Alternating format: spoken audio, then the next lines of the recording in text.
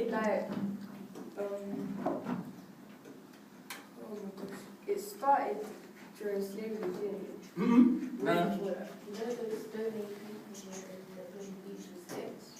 Close. It's in between the two answers. So basically, in West Africa, in the year 14, 15, 16, 1700s, around this period of time, a lot of us are taught to believe that people were running around with, you know, sticks, wearing little loincloths, living in huts.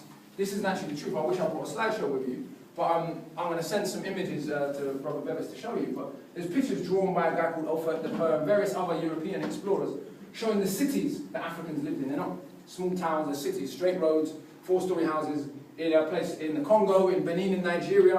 In fact, some of the art that the people produced in Benin is in the British Library. In different parts of West Africa, they had very developed cities. In Timbuktu, in Mali, the place where I visited, there are still, to this day, 750,000, so 750,000 books written about 1,000 years ago on everything from maths to science, philosophy, astrology. This is in West Africa, right?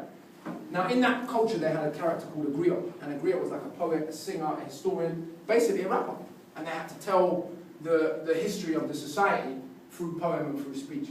This culture came into America and in Brazil and in Jamaica and basically created different types of cultures in the Americas. But it's long before slavery, this culture already existed. And this poem that I'm going to share with you is about that journey. It goes like this.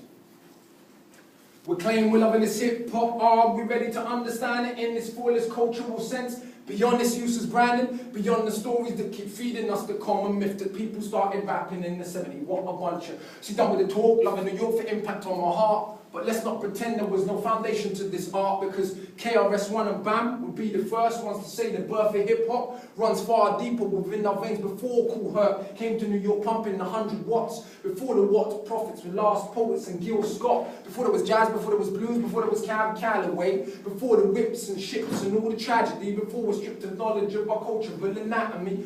You could be a part of a generation still with family before there were slaves. Forget the madness about slave music. They must have had a cultural base to even produce it. The schools of Timbuktu, they already knew. The cycles of the planet and the motions of the moon about 150 years before Galileo. Check it. A medieval Benin's in the Guinness Book of Records and all of them cultures there. They had a griot speaker, a storyteller, musician, poet and history keeper. The act to memorize a couple thousand oral epics. The tradition still exists today, but it could get neglected. And hip-hop needs to be understood in this fullest context, not just as a product of the hood, because Miles Davis was rich and still played with that same feeling.